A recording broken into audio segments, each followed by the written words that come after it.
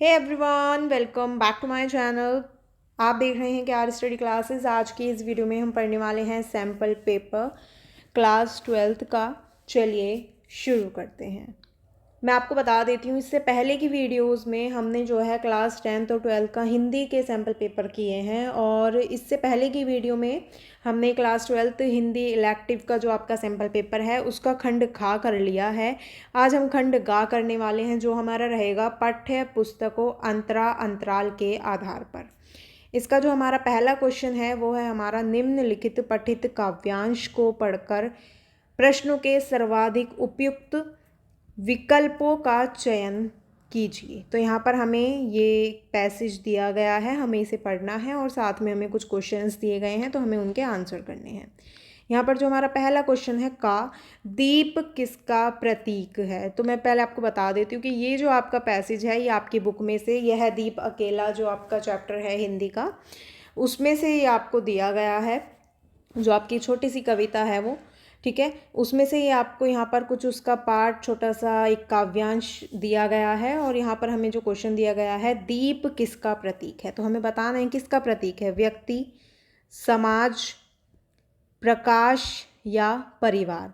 तो किसका प्रतीक है, आपने चैप्टर पढ़ा होगा तो बच्चे इस पैसेज को बिना पढ़े ही बता देंगे, लेकिन अगर आप फिर से पैसेज पढ़ना चाहते हैं तो आप वो पढ़ सकते हैं, उसमें कोई दिक्कत वाली बात नहीं है। तो यहाँ पर जो दीप है वो किसका प्रतीक है, व्यक्ति का। यहाँ पर जो दीप है वो उसको व्यक्ति का प्रतीक बताया गया है, क्योंकि व्यक्ति को क्या कहा गया है, यहाँ पर दीप कहा गया है। नेक्स्ट हमारा जो क्वेश्चन है, खा निम्नलिखित कथन कारण को ध्यानपूर्वक पढ़िए और उत्तर के लिए सही विकल्प का चयन कीजिए। यहाँ पर कथन और कारण हमें दिया गया है। कथन हमारा यहाँ पर है कि यह गोरस जीवन कामधेनु की मोना का युग संचय। कारण है हमारा कि विश्वास रूपी दीपक जो है वो अत्यधिक माधुर्य से भरा हुआ है, और दीप जीवन रूपी कामधेनु द्वारा प्रदत्त अमृत तुल्य पवित्र दूध के समान है। यहाँ पर इसका जो हमारा आंसर रहेगा वो हमारा फोर्थ रहेगा, यानी कि कथन जो है वो भी सही है, कारण भी सही है, और कारण जो है वो कथन की क्या है, सही व्याख्या है। नेक्स्ट हमारा क्वेश्चन है थर्ड, गा पंक्ति किसका प्रतीक है। तो हमें यहाँ पर पंक्ति हमें पैसेज में बताया गया है या कहा भी गया है कई बार कि हे है गर्व मत भरा मतदाता, सॉरी मदमाता, पर इसको भी पंक्ति को दे दो। तो यानी कि किसको दे दो, इसको यहाँ पर हमारा जो आंसर है वो है हमारा समष्टि। तो इसको किसको देना है, समष्टि को दे दो। नेक्स्ट हमारा क्वेश्चन है, दीप का पंक्ति में विलय का भाव है दीप।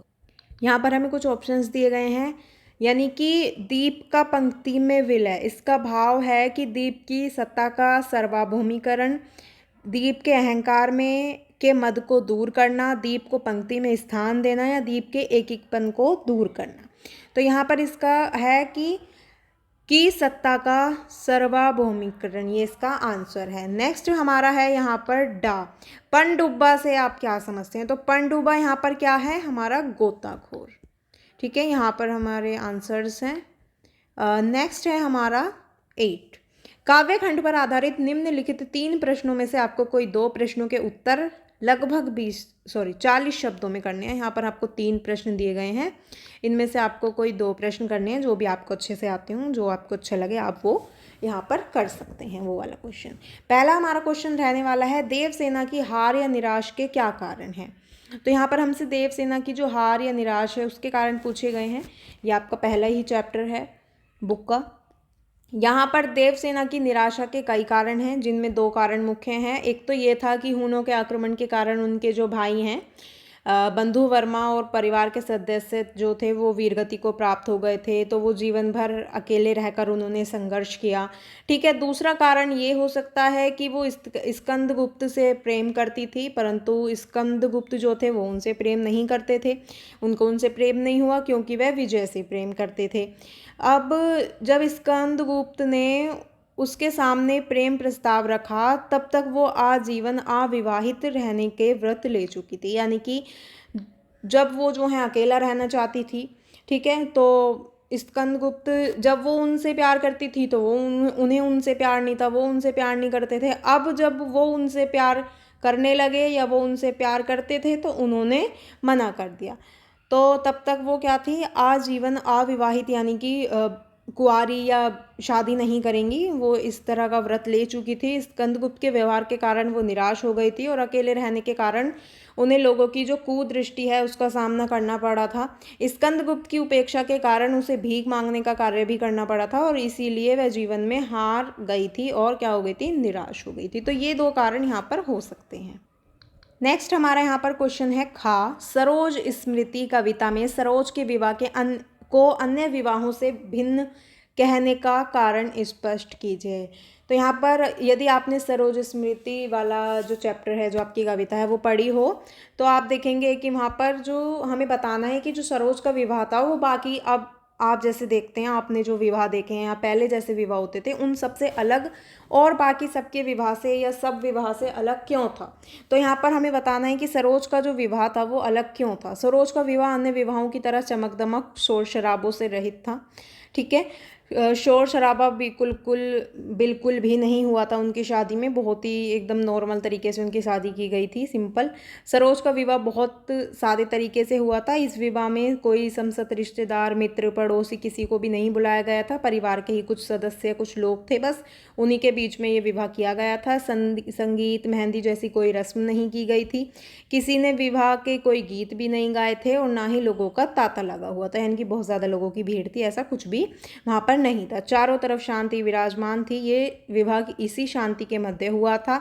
माँ के अभाव में कवि ने ही जो माँ की जिम्मेदारी थी, जो भी माँ की एक रिचुअल्स जो होते हैं, मतलब कि जो भी उनके जो माँ जो रस्में या जो शगुन करती है वो सब किसने किए थे, उनके पिता ने ही किए थे। तो माँ की जो भी जिम्मेदारी थी वो उनके पिता ने निभाई और इसीलिए उनका जो विवाह था ये क्या था, बहुत ही ज़्यादा बाकी विवाहों से अलग था।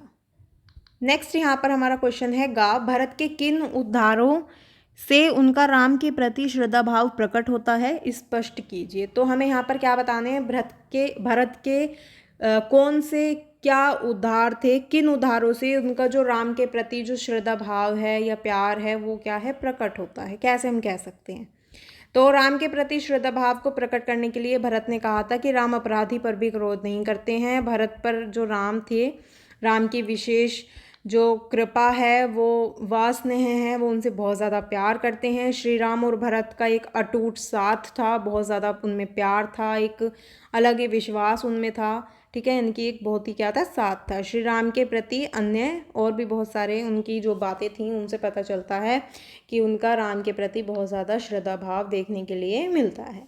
नेक्स्ट हमारा यहाँ पर क्वेश्चन है 9, निम्नलिखित काव्यांशों में से किसी एक की सप्रसंग व्याख्या आपको 100 शब्दों में करनी है। तो यहाँ पर आपको एक काव्यांश दिया गया है, ये इतना ही छोटा नहीं है, आगे भी है इसमें। यहाँ पर ये देखिए, ये आपका जो तोड़ो तोड़ो वाला चैप्टर है, जो कविता है, उससे लिया गया है। आपको इसका अर्थ लिखना है, प्रसंग, व्याख्या, विशेष, तीनों चीज़ें लिखनी है। यहाँ पर आप देख सकते हैं क्वेश्चन में कि यहाँ पर आपको क्या कहा गया है, सप्रसंग व्याख्या करनी है।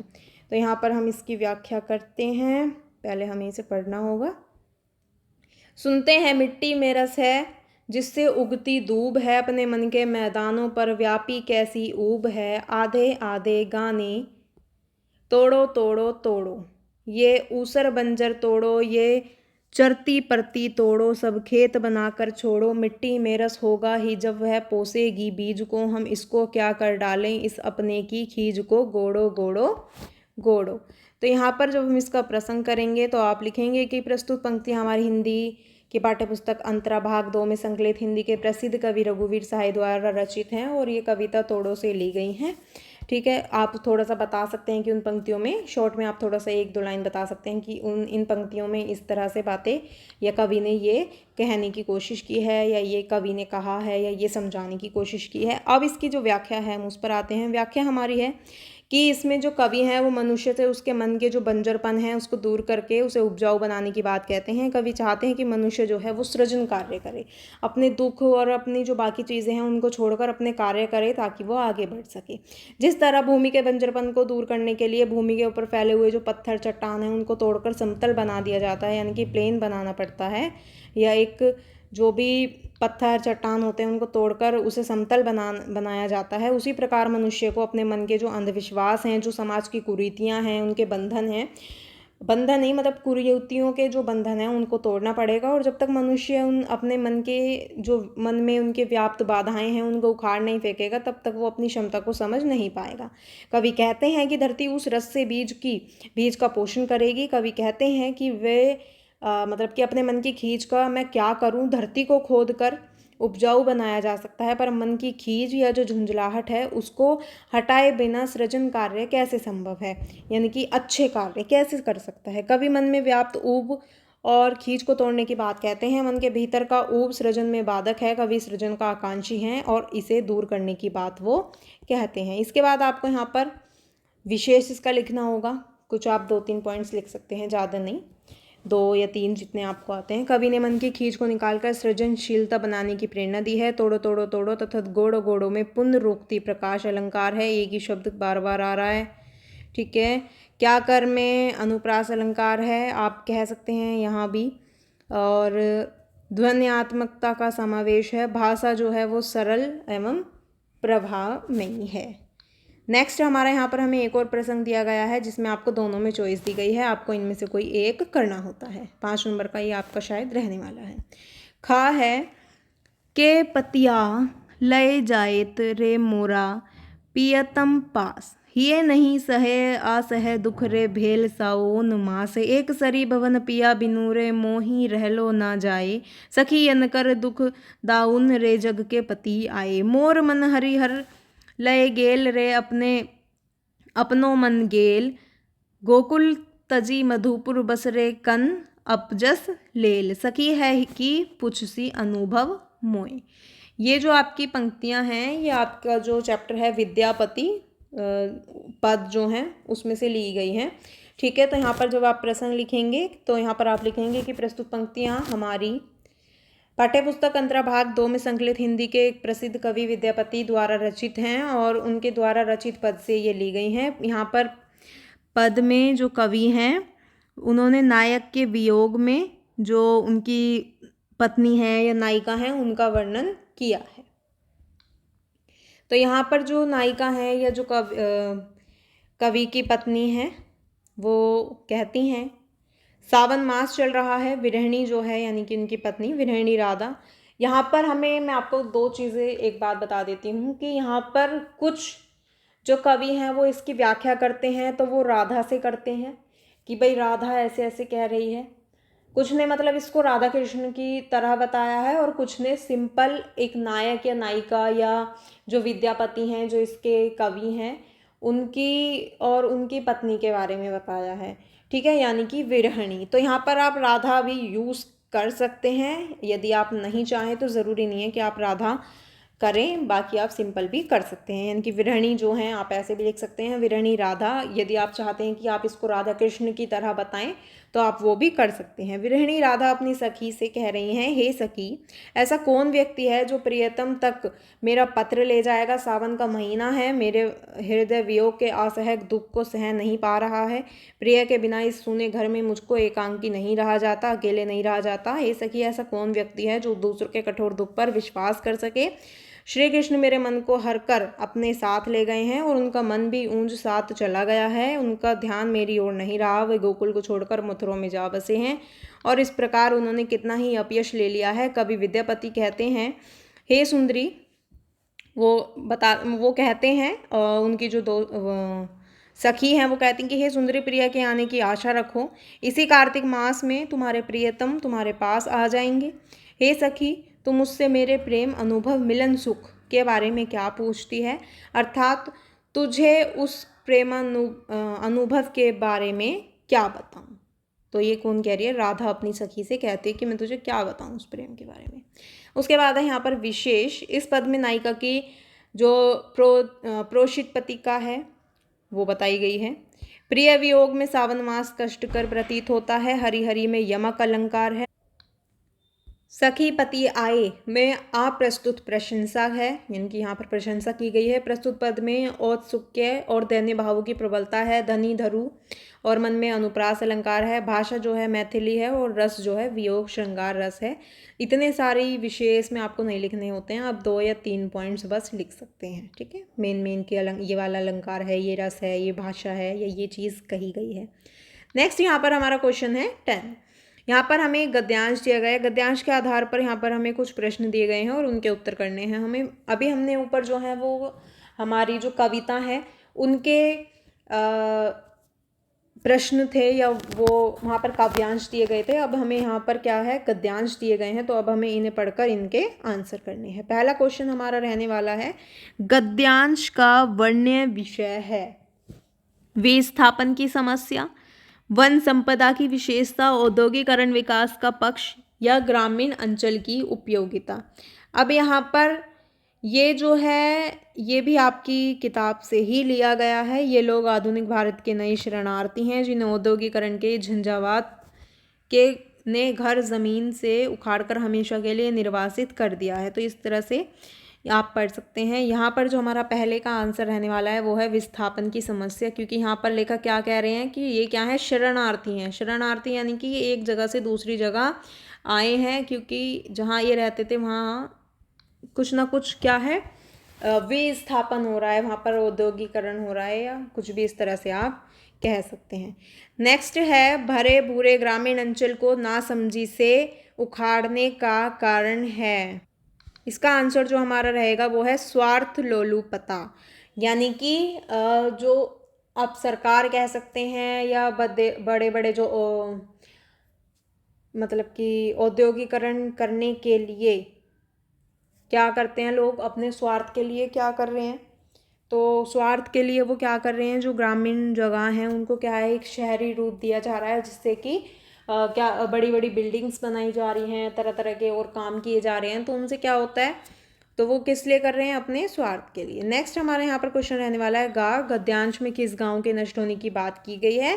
तो यहाँ पर क्या है, नवा गांव। ये आपकी बुक से ही है, आप चाहें तो पैसेज जब आपको दिया जाएगा, यदि आपने चैप्टर अच्छे से पढ़ा है तो आपको पैसेज भी पढ़ने की ज़रूरत नहीं रहेगी। लेकिन कोई बात नहीं, आपको दिया गया है तो आप ऑब्वियसली, अगर आपको कोई क्वेश्चन नहीं समझ आता है तो आप ऑब्वियसली पढ़ सकते हैं उस क्वेश्चन को, उस पैसेज को, तो अच्छे से पढ़ के तभी आंसर दीजिएगा। नेक्स्ट हमारा क्वेश्चन है, आधुनिक भारत के नए शरणार्थी हैं लेखक और उनके मित्र, दूसरे देशों से आए लोग, अपने मूल स्थान से उजड़े लोग, या विकास की दौड़ के प्रतिभागी। तो यहाँ पर कौन है, अपने मूल स्थान से उजड़े लोग, यानी कि बहुत से लोग क्या हैं, गाँव में रहते हैं, वहाँ पर जो सरकार है या कोई और लोग हैं जो वहाँ के बड़े बड़े लोग होते हैं, वो क्या करते हैं, वहाँ पर अपना काम जमाने के लिए, या बड़ी बड़ी बिल्डिंग्स या कोई भी और चीज़ करने के लिए, फैक्ट्रीज बनाने के लिए, वहाँ पर जो वहाँ के जो लोग होते हैं उनको शहर भेज दिया जाता है, कुछ पैसे या कुछ घर ज़मीन उसके लालच में कि आपको वहाँ पर दे दिया जाएगा, तो उनसे उनकी जगह ले ली जाती है, जिसके बाद वो क्या है, तो वो क्या है, उजड़ जाते हैं वहाँ से। ठीक है, तो यहाँ पर किसकी बात की गई है, जो अपने मूल स्थान से उजड़ गए हैं लोग। नेक्स्ट है, यहाँ पर हमें कथन और कारण दिया गया है। कथन है हमारा, अगर यह इलाका उजाड़ रेगिस्तान होता तो शायद इतना शोभ नहीं होता। कारण है, रेगिस्तान में जनजीवन की बसावट नहीं होती, इसलिए लेखक की जो चिंता है और व्याकुलता है वो उसके प्रति नहीं है। यानी कि रेगिस्तान में क्या नहीं है, वहाँ पर ज़्यादा लोग रहते नहीं हैं, वहाँ कोई जनजीवन नहीं है, वहाँ पर लोग नहीं रह सकते, वहाँ पर उनका जो जीवन है वो नहीं कर सकता, इस तरह से उन्होंने बताया। तो यहाँ पर इसका जो आंसर है वो, इसका हमारा आंसर रहेगा कि कथन और कारण दोनों सही हैं, और कथन जो है वो कारण की सही व्याख्या है। तो यहाँ पर फोर्थ वाला जो हमारा ऑप्शन होगा वो बिल्कुल सही होगा, यहाँ पर फोर्थ ऑप्शन दिया नहीं गया, ये रहा। ठीक है, नेक्स्ट है हमारा क्वेश्चन नंबर 11। गद्य खंड पर आधारित 3 में से किन्हीं 2 प्रश्नों के उत्तर आपको लगभग 40 शब्दों में देने हैं। भारतेंदु जी, पहला हमारा क्वेश्चन है, भारतेंदु जी के मकान के नीचे का परिचय बहुत शीघ्र गहरी मैत्री में परिणत हो गया, पाठ के आधार पर लिखिए। तो यहाँ पर पहला क्वेश्चन जो है हमारा, इसका आंसर रहेगा हमारा कि लेखक की भेंट पंडित केदारनाथ जी पाठक से काशी में एक बारात में हुई थी। लेखक जो है वो केदारनाथ जी पाठक के पुस्तकालय में भी आया जाया करते थे। जब जो है लेखक को पता चला कि केदारनाथ जी भारतेंदु जी से जब लेखक को मतलब उन्हें पता चलता है और वो उनका परिचय जो है भारतेंदु जी से कराते हैं तो वे भावनाओं में खो जाते हैं। वो बड़े कौतूहल भाव से भारतेंदु जी के मकान को निहारने लगते हैं। उनकी ये जो भावुकता है उसको देखकर केदारनाथ जी प्रभावित हो जाते हैं और वो दोनों क्या है, उन दोनों में दोस्ती हो जाती है, वो दोनों मित्र बन जाते हैं। यहीं से लेखक की जो हिंदी प्रेमियों की जो मंडली है वो बननी शुरू हो जाती है और ये लेखक के जीवन का एक महत्वपूर्ण पड़ाव होता है कि वो जब केदारनाथ जी से मिले, उनका परिचय हुआ।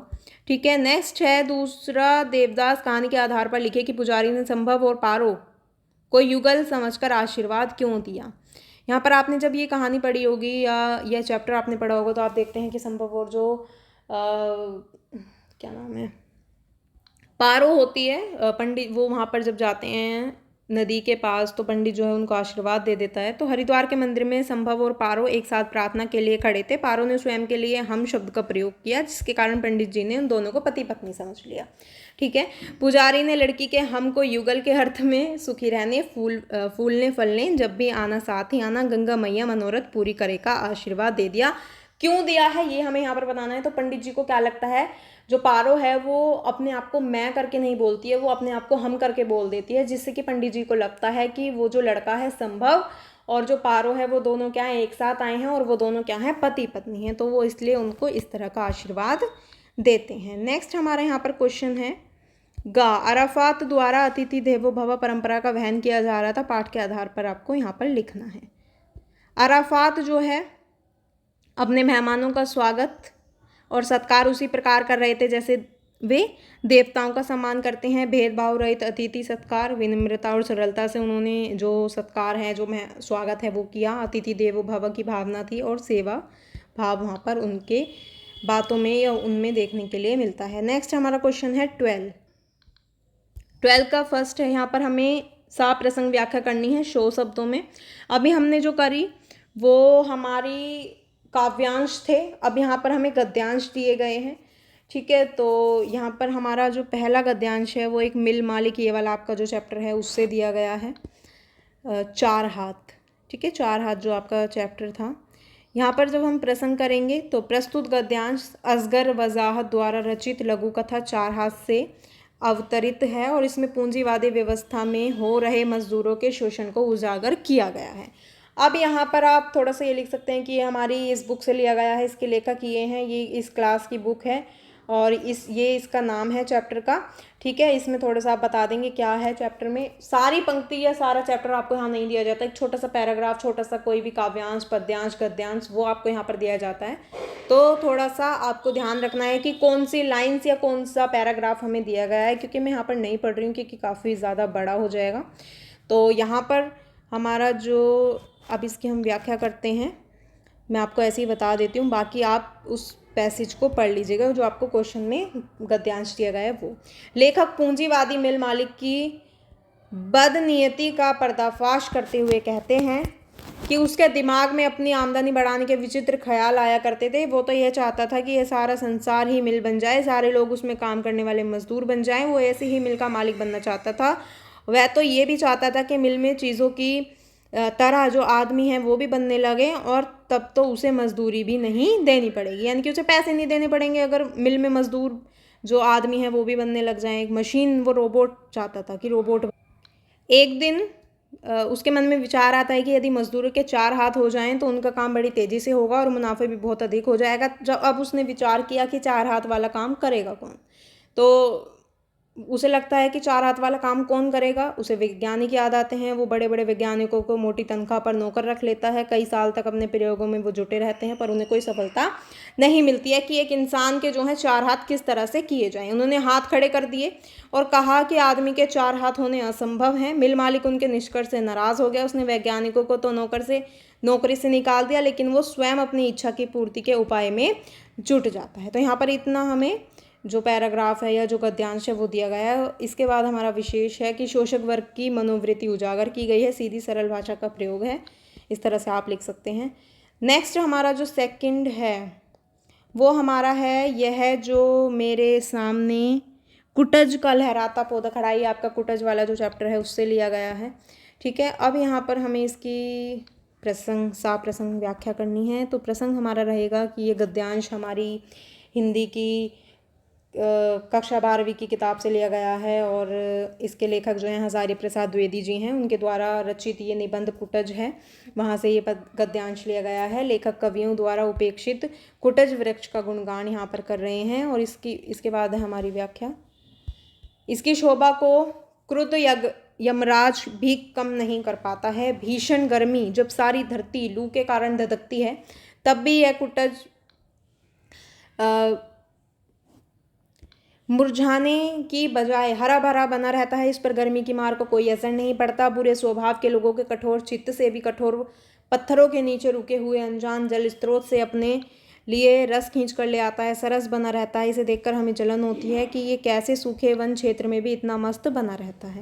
इतना छोटा सा बस हमें यहाँ पर वो दिया गया है। इसके बाद विशेष है कि लेखक जो है कुटज नाम के एक पौधा है या पेड़ है, उसका गुणगान कर रहे हैं, रूप और उसके जीवन शक्ति को जमकर प्रशंसा कर रहे हैं। तत्सम शब्दावली का प्रयोग यहाँ पर बहुलता के साथ, यानी कि बहुत ज़्यादा जो तत्सम शब्दावली है उसका प्रयोग यहाँ पर बहुत ज़्यादा किया गया है। नेक्स्ट है हमारा क्वेश्चन नंबर 13। प्रश्न यहाँ पर आपको कुछ प्रश्न दिए गए हैं। 2 प्रश्न है, 3 प्रश्न हैं, यहाँ 2 आपको करने हैं लगभग 100 शब्दों में। पहला हमारा प्रश्न है, तो हम 100 लाख बार बनाएंगे। सूरदास के इस कथन में निहित जीवन मूल्य को स्पष्ट करते हुए कथन का भाव यहाँ पर आपको स्पष्ट करना है। तो यहाँ पर बहुत छोटा आंसर है, ये आपको बड़ा लिखना होगा क्योंकि आपका एक क्वेश्चन जो है वो 5 नंबर का होगा। ठीक है, यहाँ पर मैं आपको बता देती हूँ, कर्मशील व्यक्ति था, वो मेहनती था और आप कह सकते हैं कि वो बहुत ज़्यादा ईमानदार था, अपने काम के प्रति ईमानदारी रखता था। ठीक है, सूरदास जो है वो एक कर्मशील व्यक्ति था और एक कर्मशील व्यक्तित्व का स्वामी था। उसे अपने कर्म के आधार पर सारी विपदाओं का उसे सामना करना आता था। जब उसके घर में आप थोड़ा सा बढ़ा के नहीं, मतलब आंसर आपको 100 शब्दों में लिखना है तो आप उस तरह से लिखेंगे। जब उसके घर में आग लग जाती है, जो उसका पोता होता है वो कहता है कि तो हम 100 लाख बार बनाएंगे, तो वो तब भी कहता है कि हाँ, अगर 100 लाख बार पर भी जल जाता है उनका घर तो वो दोबारा से 100 लाख बार बनाएंगे, या 100 बार बनाएंगे, 1000 बार बनाएंगे, लाख बार बनाएंगे। तो इससे क्या होता है, उसकी जो एक निष्ठा है अपने काम के प्रति, अपने घर के प्रति, वो दिखाई देती है। वो बहुत ज़्यादा मेहनती था, वो दूसरों से कभी ईर्ष्या नहीं करता था, वो अपनी मेहनत की कमाई खाता था। तो इस तरह से यहाँ पर आप आंसर जो है इसका लिख सकते हैं। नेक्स्ट हमारा क्वेश्चन है, खा हमारी आज की सभ्यता नदियों के प्रति उदासीन है, अपना मालवा खाऊ उजाड़ू सभ्यता के पाठ के आधार पर कथन की सार्थकता सिद्ध कीजिए। इसका जो हमारा आंसर रहेगा वो हमारा ये रहने वाला है। यहाँ पर ये जो है अपना मालवा खाऊ उजाड़ू सभ्यता, इस पाठ में हमें बताया गया है कि आधुनिक सभ्यता की नीतियों के प्रति उदासीनता को नदियों के प्रति उदासीनता को स्पष्ट रूप से दर्शाया है। और आज की सभ्यता जो नदियों के प्रति उदासीन है, कारखाने के रसायन मिश्रित पानी जो है वो नदियों में बहा देते हैं, अपशिष्ट पदार्थ, प्लास्टिक की थैलियाँ, प्लास्टिक की चीज़ें, उससे क्या है, नदी के प्रवाह को बाधित करते हैं। नदियों के रख रखाव और सफाई के प्रति ध्यान न देना, नदियों का जो रूप है वो बिगड़ना और नालों के समान दिखाई देना। तो इस तरह से आप बता सकते हैं कि इस पाठ के आधार पर, ये आपका जो पाठ है अपना मालवा खाऊ उजाड़ू सभ्यता में, पाठ के आधार पर नदियों की जो चीज़ें हैं आप बता सकते हैं कि क्या क्या होता है या क्या क्या करते हैं। नेक्स्ट हमारा है यहाँ पर बिस्कौर की माटी नामक पाठ हमें प्रकृति की ओर लौटाने का संदेश देता है और इससे आप कितना सहमत हैं, पाठ के आलोक में स्पष्ट कीजिए। बिस्कोहर की माटी, जहाँ पर गांव की बहुत अच्छी अच्छी चीज़ें आपको बताई गई। बिस्कोहर की माटी नामक पाठ जो है हमें प्रकृति की ओर लौटाने का संदेश देता है। ये कथन पूर्ण सत्य है और पाठ के आलोक में इसकी पुष्टि की जा सकती है। रोचक शैली में ग्रामीण जीवन और प्राकृतिक परिवेश का वर्णन यहाँ पर हमें पाठ में किया गया है। बहुत ही सुंदर सुंदर नाम सुंदर तरीके से बताया गया। इसके बाद हम देखें तो वनस्पति, पेड़ पौधे, वन्य जीवन, फूलों की नाना प्रकार की किस्मों का परिचय, यानी कि इतनी सारी अनेक तरह की वहाँ पर जो पेड़ पौधे हैं, वन्य जीव हैं, फूल हैं, वनस्पतियाँ, उन सब चीज़ों का वर्णन यहाँ पर इस पाठ में किया गया है। ग्रामीण जीवन जो है पूरी तरह से, एक तरह से मतलब पूरी तरह से प्रकृति पर आश्रित है। औषधीय गुणों से भरपूर फूल वहाँ पर इतने सारे आपको बताए गए हैं। विभिन्न चीज़ें आपको वहाँ पर गाँव से संबंधित दिखाई गई हैं। पेड़ पौधे, फोड़े फुंसियाँ ठीक होने में विशेष लाभकारी कौन सी पेड़ पौधे हैं, कौन सी चीज़ें हैं, वो सब आपको बताई गई। कौन सी चीज़ें कौन सी बीमारी में काम आती हैं। ग्रामीण प्रवेश का वर्णन बहुत ही अच्छे तरीके से दिखाया गया है। पाठ मन पर अमिट छाप छोड़ता है और प्रकृति की ओर लौटाने का संदेश समेटते हुए, मतलब कि समेटे हुए है, और एक तरह से प्रकृति की जो बहुत ही अच्छी चीज़ें हैं वो यहाँ पर बहुत सारी इस पाठ में आपको बताई गई हैं।